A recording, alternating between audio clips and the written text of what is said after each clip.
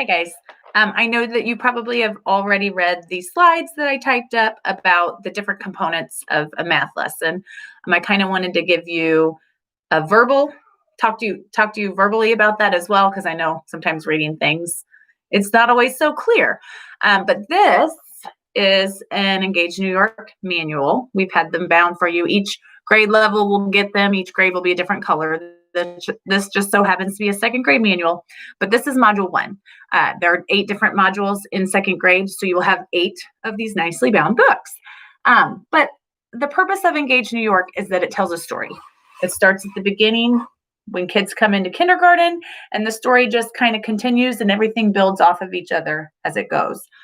But at the beginning of each module, there will be a module overview. And I would strongly encourage you to read this. It's usually several pages. It just kind of walks you through the beginning, middle, and end of the story in this module, because it's kind of told like a story, and you want to know where the story is going to end up before you start teaching lesson 1.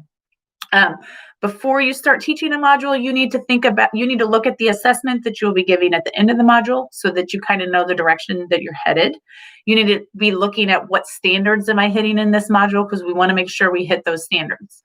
Then as you go to a lesson, I'm just going to kind of break down a lesson for you. So let's say in this module, we go to lesson 5, and it says at the top of the page which lesson it is. There will always be a objective stated at the beginning of the lesson. It will tell you what you're covering in that lesson. And then every lesson starts off with fluency activities. Fluency activities are very short. They're a few minutes each. There's several fluency activities. You do not have to do all of them, but I would look through them and I would decide what your kids need, because there's some great activities in there, but different kids are going to need different things. Also, fluency activities, they don't necessarily have to be done during math time. Sometimes I know I use them as morning work, or you could even do some of them while you're standing in line waiting to go to lunch. They're just quick activities to work on that fluency for kids. Then as you flip through the lesson, you're going to get to concept development. And this is where the new instruction is taking place. This is always the new instruction. In the concept development, you'll notice, and I don't know if you can see on here, but it'll say like TS, TS, T for teacher, S for student. And it's kind of written like a script. You say, they say. We are not asking you to read that script as you teach. That would be boring. That would be boring for you, and that would be boring for your students. The purpose of that script is so that you can read through it before you teach the lesson and kind of notice the vocabulary that you should be using when teaching the lesson. It kind of gives you a snapshot of what a classroom could look like during one of these lessons. And I always just, if there was something that I was like, ooh, I want to make sure I say that, I might just highlight it. But please don't plan on reading from the script, okay? That's not an expectation. After the concept development, which is usually 20 or so minutes, there will be a problem set. Problem sets are where students apply what they learned in the concept development. And problem sets are in your manual, and you can just print them off and give them to the students. But the problem sets are always structured in the same way. They start with easier problems, and then as you work your way through the problem set, they get harder. Almost always, they suggest about 10 minutes for a problem set, and not all of your students are going to get done in 10 minutes, and that's okay. But they need that time to practice the skills that they've just learned.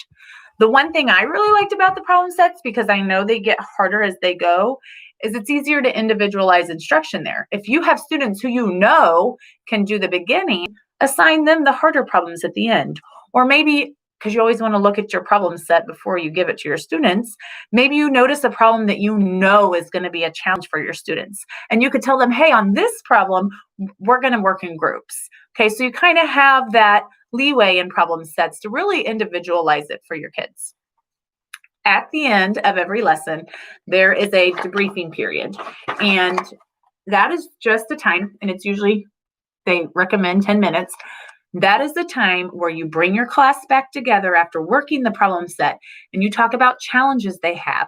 You let them share how they went about solving a problem, because everybody is going to do it differently. It's a time where students can change their thinking, where they say, oh, Now I get it. I want to change my thinking on how I did that. And it's also a time where you can clear up any misconceptions or confusion that the students had. Okay, it's a really important part of the lesson. The only other part of the lesson I want to touch on is the application problem. In this particular lesson, the application problem came after the concept development, but sometimes they fall in different parts of the lesson. The application problem is a word problem. It's just one word problem usually, where the students a lot of times are going to be able to show their work in different ways. We all approach word problems differently, and this is real. A lot of these word problems are pretty meaty. They're pretty tough, and allows students to really apply the different strategies that they've learned to help them solve the problem.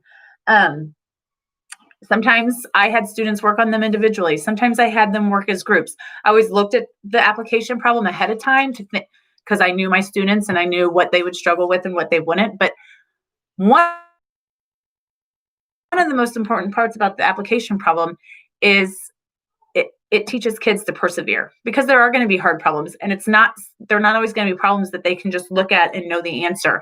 And so teaching them those skills of not giving up, persevering, when they realize that they've failed, going back and changing their thinking, and those are all really important skills.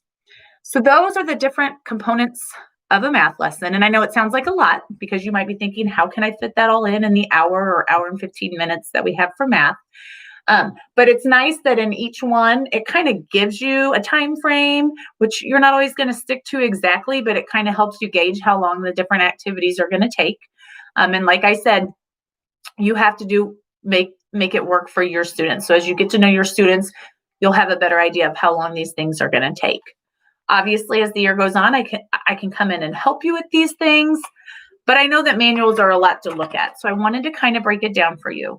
This summer, since you don't have access to these, all of this is online.